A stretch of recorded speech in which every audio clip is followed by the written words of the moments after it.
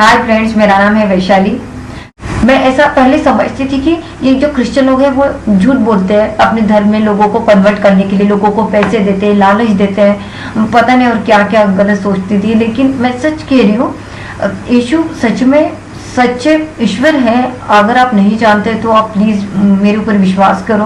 आप अपने रूम में जाओ और उससे फ्रेंड के जैसे बात कीजिए, अपने माँ के जैसे, अपने पिता के जैसे, जैसे आपको ठीक लगे। और यार वो बहुत अच्छा है, वो बहुत बहुत बहुत अच्छा है। मैंने इसके पहले 2 वीडियोस बनाए थे जिसमें बताया था कि शैतान इस दुनिया में है और ईश्वर का भी अस्तित्व है, और शैतान को भगाने वाला बस एक ही ईश्वर है, वो है यीशु। शैतान फिर वो किसी भी रूप में हो, बीमारी के रूप में, कर्ज के रूप में, टेंशन के रूप में, धोखे के रूप में, आपके जीवन में वो किसी ना किसी रूप में तो जरूर रहता है। उसको भगाने वाला एक ईश्वर है, यीशु। मैंने अपना एक अनुभव बताया था कि मैंने आसमान में एक ज्योति दिखी और वो भी इतनी अद्भुत तरीके से उसका संबंध मैंने यीशु से जोड़ा। अब लोगों को ये सवाल है कि उसका संबंध मैंने यीशु से क्यों जोड़ा। अभी मैं किसी को बता रही हूँ तो वो उसका संबंध दूसरे अपने अपने भगवानों से जोड़ रहे हैं। मेरे साथ उस वक्त हनुमान का परम भक्त था जो रात भर जाग कर अपने भगवान की पूजा करता था। वो भी उस ज्योति का संबंध यीशु से जोड़ रहा है और मैं भी उस ज्योति का संबंध यीशु से जोड़ रही हूँ। इसकी वजह देखिए, अब लोगों को ये लगता है कि वो तो ज्योति थी, उसमें किसी का चेहरा नहीं था, यीशु का तो चेहरा नहीं था, है ना। लेकिन फिर भी वो यीशु की ही ज्योति थी। ऐसा हम क्यों कह रहे हैं? इसलिए क्योंकि उसी की थी। क्यों? हम हमेशा ईश्वर के टॉपिक पे बात करते थे, वो अपने धर्म के बारे में, मैं अपने धर्म के बारे में। एक दिन हम यीशु के बारे में चर्चा कर रहे थे रास्ते पर, मतलब हाईवे रोड था, वर्धा रोड। बात कर रहे थे 9 o'clock को, अंधेरा था।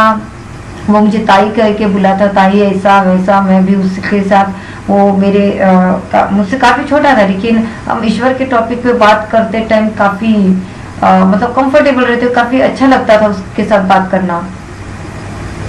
जब हमने यीशु के टॉपिक पे बात किया तब वो ज्योति हमें दिखी, और वो भी अद्भुत तरीके से। अगर आपने मेरा पहला वीडियो नहीं देखा, दूसरा वीडियो नहीं देखा, तो आप प्लीज देखिए। वो तब हुआ जब हमने यीशु का नाम लिया। मैं घर में जब आई, मैं चल नहीं पा रही थी, लेकिन मैं कैसे भी करके अपने घर तक जब आई, तब मुझे एक बात याद आई कि एक आदमी ने मुझे कहा था 15 दिन पहले कि तू ईश्वर का दर्शन करेगी, देखेगी। सॉरी, मेरी हिंदी को आपने पिछली बार मैनेज किया, इस बार भी आप मैनेज कीजिए। तो वो जो आदमी जिसने मुझे कहा कि तू ईश्वर को देखेगी, उसने तेलुगु भाषा में कहा। उसकी भाषा भी मुझे नहीं समझ रही है। किसी थर्ड इंसान ने मुझे बताया कि ये बंदा ये कह रहा है कि तू ईश्वर को देखेगी। एक अननोन इंसान मुझे ये कह रहा है। अब वो इंसान कौन था ये भी मुझे पता है, वो यीशु को मानने वाला था। इसलिए उस ज्योति का संबंध मैं यीशु से जोड़ रही हूँ। मान के चलिए, उस वक्त अगर कोई बौद्ध धर्म का पंडित, बुद्ध धर्म को मानने वाला बंते जी हम बोलते हैं, हिंदू धर्म को मानने वाला विज्ञान पंडित, या फिर मौलाना अगर मेरे पास आके ये कहता कि तू ईश्वर को देखेगी, तो उस वक्त मैं उसका संबंध उनके भगवान से जोड़ती। लेकिन उस वक्त जिसने मुझे ये कहा था 15 दिन पहले कि तू ईश्वर को देखेगी, तो वो यीशु को मानने वाला था। ठीक है, ये भी कोइंसिडेंट है। उस ज्योति को मैंने देखा, वो कोइंसिडेंट है। मतलब जब हमने यीशु का नाम लिया और वो ज्योति आई, वो कोइंसिडेंट है। और उस आदमी का मेरे लाइफ में आना, जो कि ईसा मसीह पे विश्वास करता था, उसने कहना कि तो यीशु को देखेगी, वो भी कोइंसिडेंट है। मैं जब घर पे आती हूँ अपने रूम में, तब मुझे एक बात एकदम से ध्यान में आती है कि अरे एक लड़का मेरे रूम में आया था, उसका नाम था यश। हमारे साथ ही काम करता था वैसे वो, लेकिन उतनी कुछ पहचान नहीं थी, अननोन ही था। और उसने बातों बातों में ये कहा कि जब भी वैशाली आप ईश्वर से बात करना चाहोगी, मैं आपको एक बुक देता हूँ, उससे आप जरूर बात करना। अब वो तो मुझे कोई खराब बुक नहीं दे रहा है, मतलब रोमांटिक वगैरह तो बुक नहीं दे रहा है, अच्छा ही बुक दे रहा है, किसी भगवान की दे रहा है, तो एक्सेप्ट करने में क्या। मैंने वो बुक ले ली और कहीं रख दी। और मुझे वो बात याद आई और मैं झट से उठ गई और वो बुक में सर्च करने लगी कि मैंने कहाँ रखा। उसने कहा मैं ईश्वर से अगर बात करनी, कुछ तुम्हारे दिमाग में क्वेश्चन है तो तू उस बुक को जरूर पढ़ना। तो उस वक्त जो बुक मैंने अपने हाथ में ली उसमें लिखा था पवित्र शास्त्र, बाइबल, होली बाइबल।